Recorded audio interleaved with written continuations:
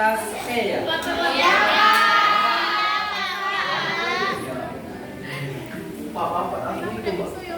Bismillahirrahmanirrahim. Assalamualaikum warahmatullahi wabarakatuh. Waalaikumsalam warahmatullahi wabarakatuh. Hari ini kita absen dulu ya anak-anak sebelum kita mulai. Ada bapaknya tadi kita. gitu nah. Ada Amin. Tunjuk ke foto. Hadir. Engki. Endika. Syekh Rahman.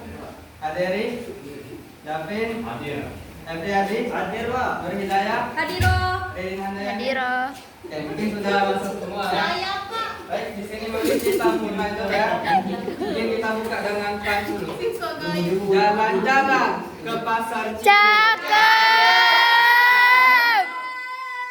kita datang buat beli pempek. Cakep. Anak-anak yang kepengen masuk surga di sini, maka jawablah salam Bapak dengan penuh semangat. Yes. Assalamualaikum warahmatullahi wabarakatuh. Waalaikumsalam warahmatullahi wabarakatuh. Nah, jadi di sini Bapak bakalan menjelaskan tentang materi gerhana. Tapi karena Bapak lihat di sini catnya banyak yang ngantuk, yang kurang fokus. Iya, Pak. Kalau seandainya kurang fokus nih, kalau kayak ini siapa? Namanya Willy. Kenapa main HP? Ini kita lagi belajar sekarang ya. Kaget ya, nah jadi kita Oke, ya, Nak. mabar kalau emang pengen mabar. Problemnya lagi mabar kakek. Tapi kakek ada waktunya. Kita sesuaikan anak-anak. Kapan waktunya harus main, kapan harus No. belajar. Nah, di sini kita lagi belajar. Sebelum kita belajar, kita mungkin ice breaking terlebih dahulu ya. Iya.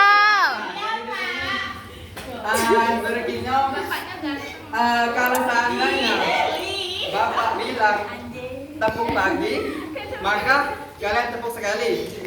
Kalau tepuk siang, Yang lain, Pak? kalian tepuk 2 kali. Kalau tepuk sore, kalian tepuk 3 kali. Kalau tepuk malam, jangan tepuk. Atau kalau seandainya tidak pakai kata tepuk, hanya menyebutkan pagi saja, jangan tepuk.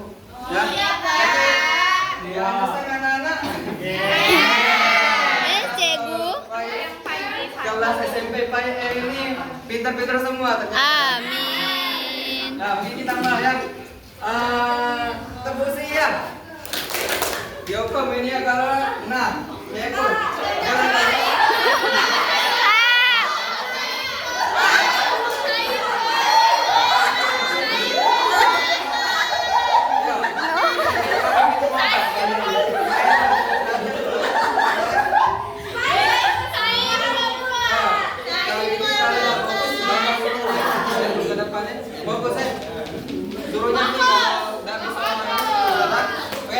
Kita mulai dulu. Tepuk sore, tepuk pagi, sore. Nah, sore. Kalau tidak pakai nama tepuk, maka Katanya mau kasih tepuknya, ada kalau tak tepuk. pakai tepuk, jangan tepuk. Kalau tepuk malam jangan tepuk. Ya, Pak. Yang lagi ya. Oh, ya, Pak. Oke. 1, 2, 3. Tepuk malam. Nah.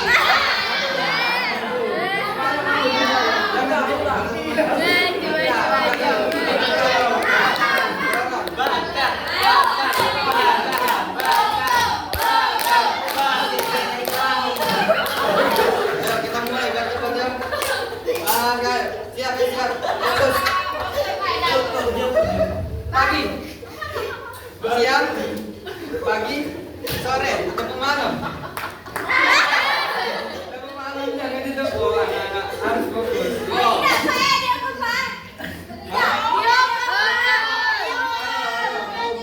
kita mulai lagi. Ya. Tepuk sore. Ayo, 3 kali. Ngapa dah kata tepuk? Oh ya, sudah, oke. Biar lebih fokus, biar lebih pening kalian. Iya. Ya, oke. Tepuk sore. Tepuk pagi.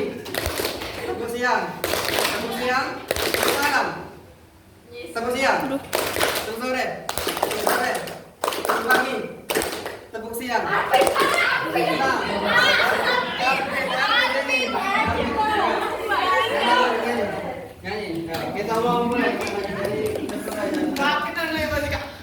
Silakan. Semangat. Ayo Pak, lagi Pak. Lagi Pak. Yang cowok dapat. Cowok. Cowok Ya. Ini pakai yang instruksi Bapak pertama ini kalau nggak pakai kata tepuk biar dosa. Ya. Jangan tepuk ya. Cowok kan Ya. Pak. Cowok kan Pak. Ya cowok aja. Tepuk lagi. Yo, saya fokus. Ayo. Tepuk sore. 2 kali. Pak, Nah, ada tepuk. oke lagi. Pagi sekali.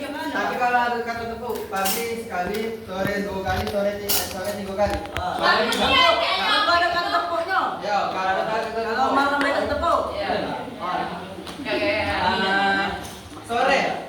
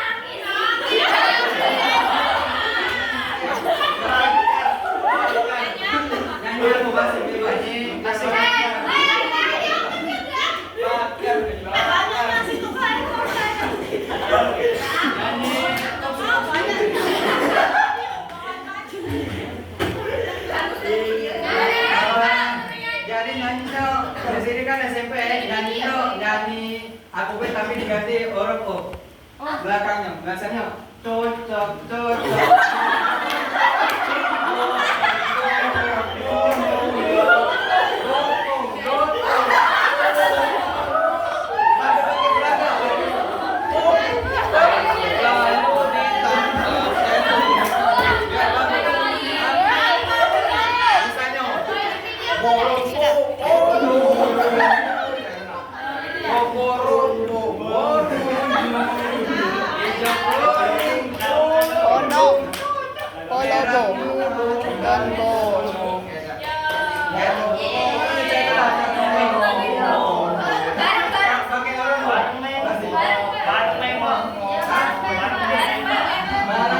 Bagus aja ya tapi. Ya. Waduh.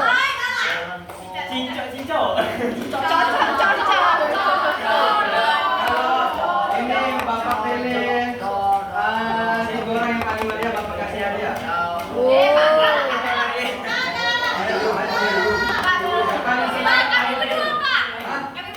Iya, aja lah seluruhnya. Ayo, yang paling meriah. Bapak kasih hadiah, ayo. Ayo anak-anak, kita Bapak Bapak darah, Bapak ke sini. Ayo. Gabung sini kok penyanyi. Gabung. Di sini Bapak Maulah ya yang paling seru dan semangat Bapak kasih hadiah. Apa tuh? Yo.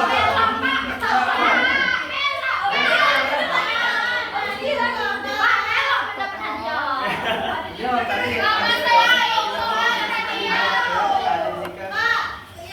Ade Sita.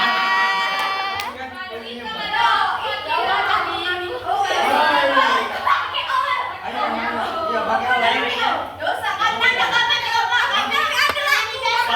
Lagunya itu kan pakai O, Pak. Iya. Bisa pakai O Iya, lagi. Mama kami dapat. Oke.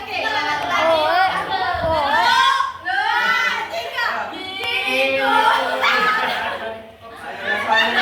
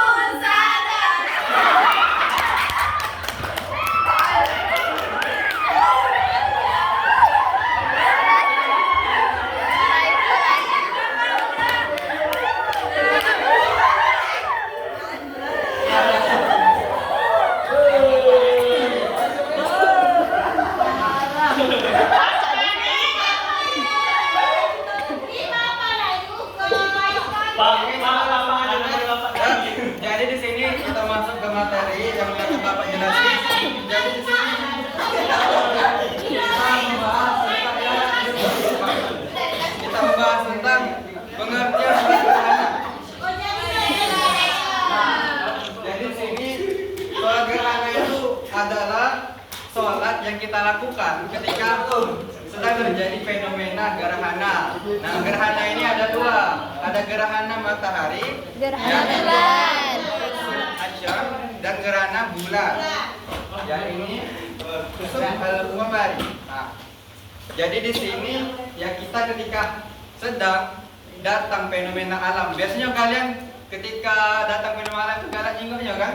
Pas matahari. Iya, Pak. Nah, di BKP kan. Nah, itu biasanya terjadi tidak lama nak. Cuma jangan tak pakai kacamata kalau nanya karena bahaya aja buat mata-mata anak-anak. Karena anak-anak kan masih muda SMP kan. Enak. Tidak enak kalau seandainya masih muda min. Jadi pakai kacamata. Nah, Kalau 12 menit ice breakingnya. hukum sholat sunnah, hukum sholat gerhana ini itu hukumnya apa? Sunnah muakkad. Sunnah yang dianjurkan. Ialah sunnah yang sangat dianjurkan kalau kita kerjakan. Yang dimana kesunahan ini hampir mendekati suatu hal yang menuju ke wajib. Sehingga akan sangat sayang kalau seandainya anak-anak tidak mengerjakan sholat gerhana ini. Gitu. Oke, Bapak ulangi lagi. Ada yang tahu dari sholat gerhana yang Bapak jelasin? Aderi, kamu tadi dari tadi saya coba jelasin kembali apa sholat gerhana dan hukumnya apa? Ya. Aderi, sholat gerhana dan hukumnya apa? Boleh tak?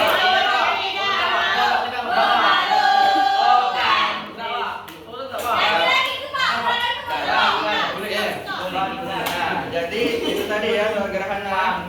Dan di sini nih tujuan daripada sholat gerhana ini untuk mengingat daripada kekuasaan atau kebesarannya Allah. Jadi mana seperti yang kita ketahui ya, gerhana ini kan suatu fenomena langka yang jarang terjadi ya anak-anak. Yang dimana kalau seandainya hal tersebut tuh terjadinya melebih daripada kapasitas atau waktu yang terlalu lama, maka tersebut sangatlah berbahaya bagi alam yang ada di bumi ini atau alam semesta bisa jadi. Karena kenapa? Karena ketika terjadi seperti itu suhu tuh menurun secara drastis.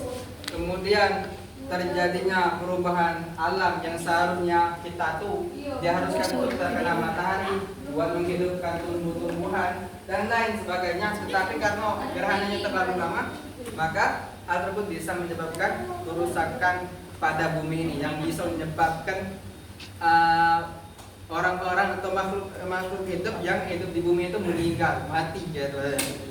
Jadinya kita dianjurkan gitu lah buat melakukan berbagai macam amal ibadah ketika terjadi hal. Nah, jadi di sini adapun tata cara pelaksanaan sholat gerhana itu ialah seperti sholat biasa. Bedanya apa? Bedanya ya ini sholat gerhana itu dilakukan ketika masuk waktu gerhana atau sedang terjadi gerhana.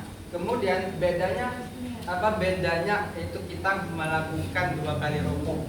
Nah, dan dianjurkan untuk membaca surat yang panjang seperti kalau misalnya rakaat pertama itu kalau kalian habis Quran di sini.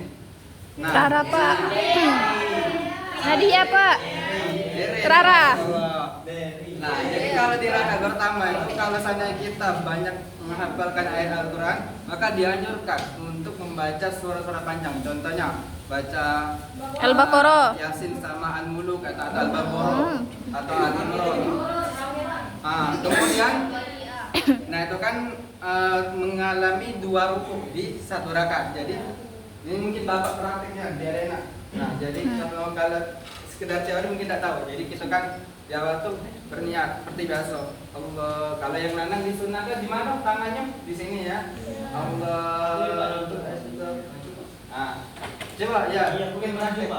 Ya. Ya. itu. Ya. Nah, jadi ini kalau berasal. Kemudian masuk ke rukuk. Sini. Nah, kalau yang cowok itu di sini ya tangannya anak-anak ya. Kalau yang untuk mengambil itu sunnah, cuman kalau sebelumnya tidak masalah. Tapi kalau ada terlalu banyak, terus kita langsung saja ke rukuk. Nah, sudah rukuk, ini posisinya kalau yang benar itu harus sejajar. Kalau seandainya ditaruh apa di atas ini dia tidak nyampak kalau posisi rukuknya benar.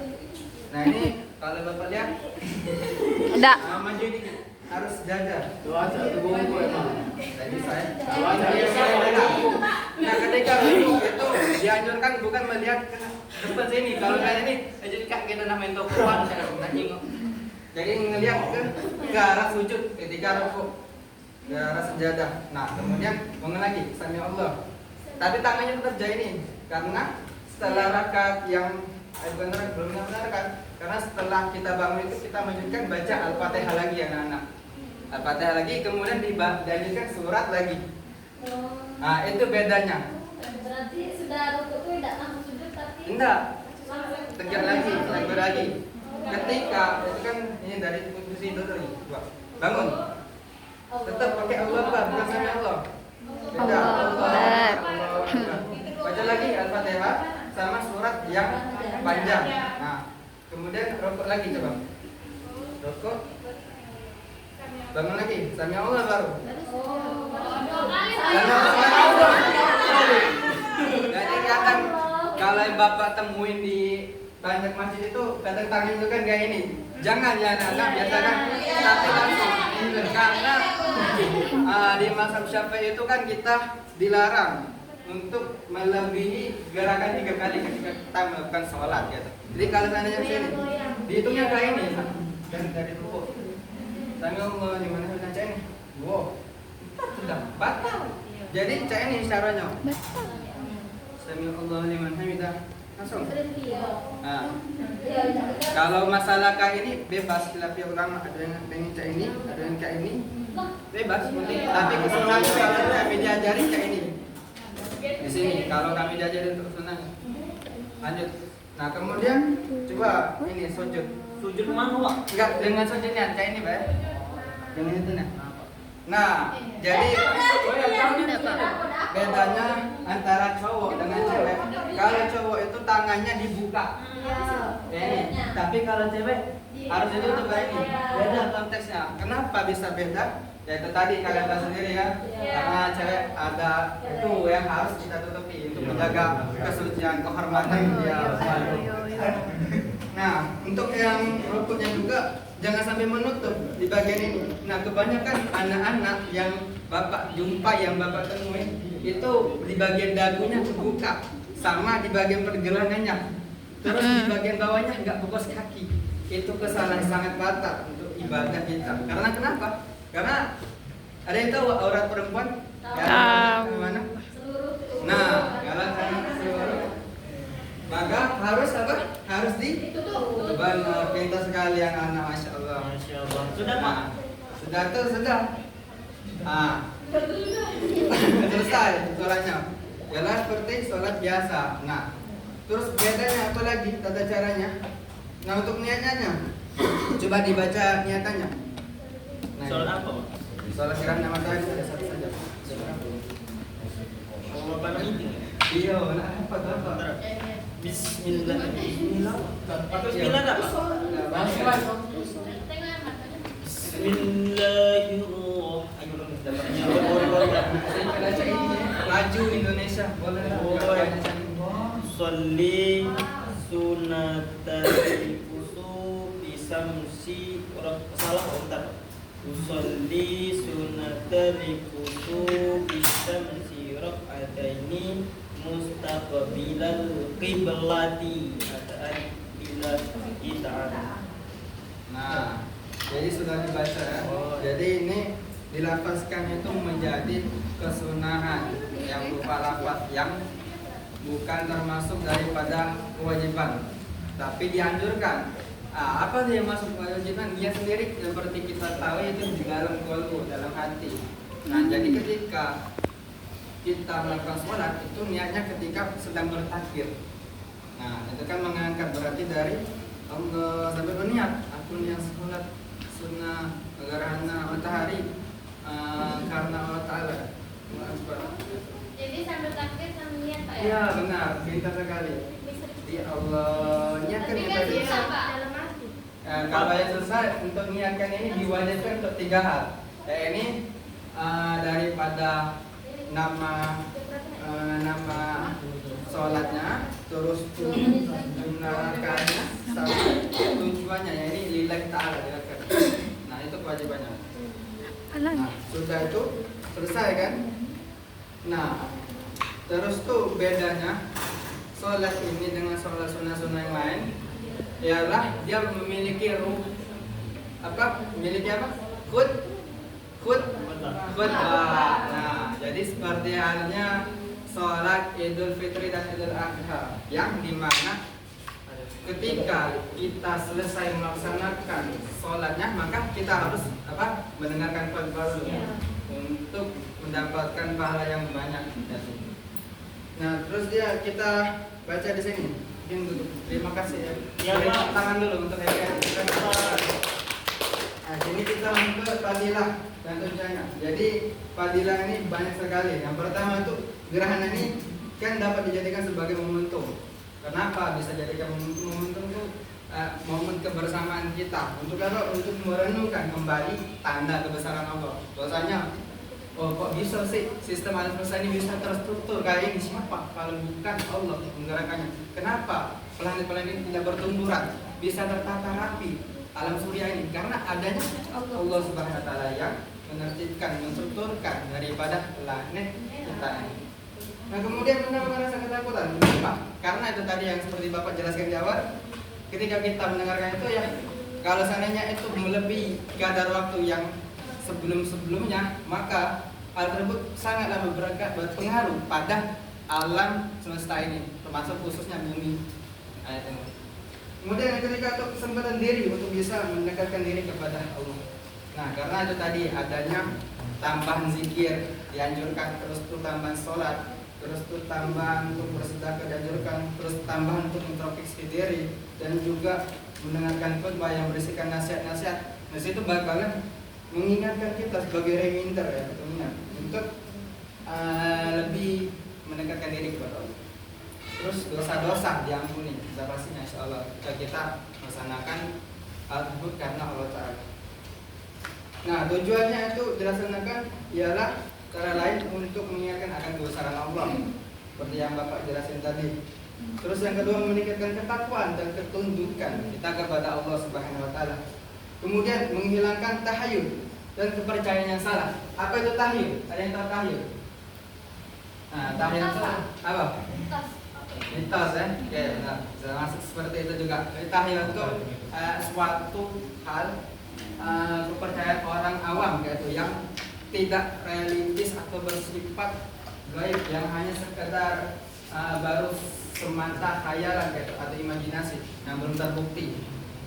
Kekonkretannya secara atau kenyataannya secara pengalaman yang telah dilalui. Itu tahayul. Terus yang keempat, ya ini memperkuat iman dan refleksi diri. Nah, tadi memperkuat iman karena di situ kita mentadaburi daripada fenomena alam yang terjadi, sehingga di situ kita berpikir, masya Allah sekali ya, ciptaan Allah ini bisa membuat alam strukturnya seperti ini, sebagusnya seperti ini, yang hal tersebut tidak mengalami hal yang bermasalah, yaitu tidak mengalami kontradiktif, yaitu pertentangan bagi alam semesta ini. Luar biasa sekali kuasanya di situ, bakal memperkuat keimanan kita kepada Allah. Nah, yang kita di sini langsung saja masuk ke tanya jawab, dan di sini Bapak ada hadiah buat Oke. Jadi di sini pertanyaannya mungkin bisa Bapak kasihkan. Sebutkan,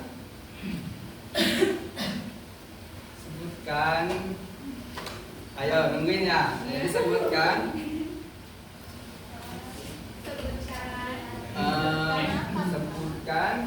kenapa kita harus melaksanakan sholat gerhana ini. Ada yang tahu? Oke, ayo dikasih coba. Tadi kan Bapak bilang Ya, sholat gerhana itu hukumnya adalah senam akad diajarkan. Jadi Hukum. Kenapa kita harus Karena dia menikah? sunnah, karena hukumnya sunnah muakkad Kak, sunnahnya dianjurkan. Gitu. Apa itu sunnah muakkad? Ayo. Sunnahnya dianjurkan. Oh ya. Iya. Masya Allah sekali. Oke, ini Oke, ya.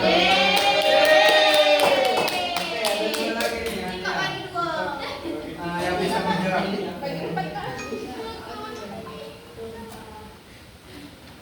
Nah, coba sebutkan hal apa yang membedakan daripada sholat gerhana dengan sholat yang lain. Ayo, ya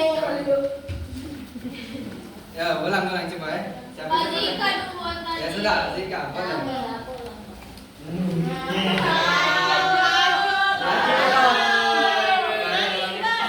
Ya, 1, 2, 3. Ya, Zika.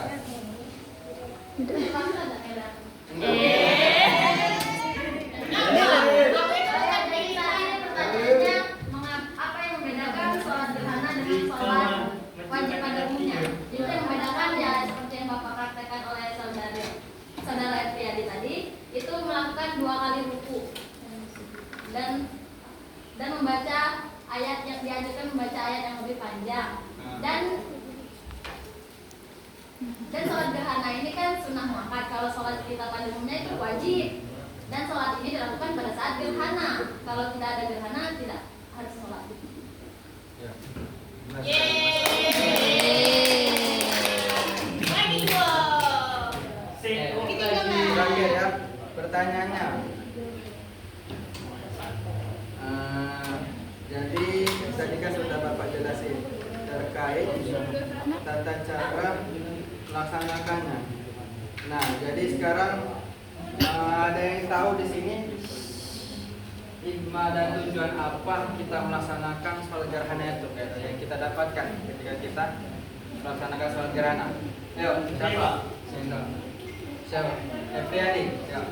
Baik Pak, izin Pak, jawab tanya Bapak. Setahu saya Pak, sholat gerhana itu untuk mengingatkan kita akan ada kematian, 2 mengingatkan akan adanya akhirat, dan mengingatkan akan adanya akhir kiamat. Sekian Pak, terima kasih. Insyaallah, beri tepuk tangan kepada Baik Pak. Oke, mungkin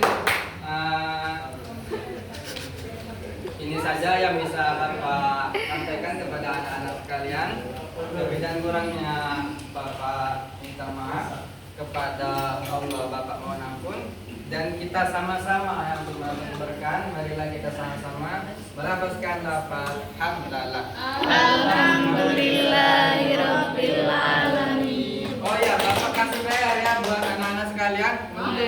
Dibuat ringkasan terkait penjelasan yang telah Bapak jelaskan tadi ya. Yang tadi dari Bapak. Akhir kalam, wabillahi taufiq wa hidayah, wa ridwanina ya. Wassalamualaikum warahmatullahi wabarakatuh.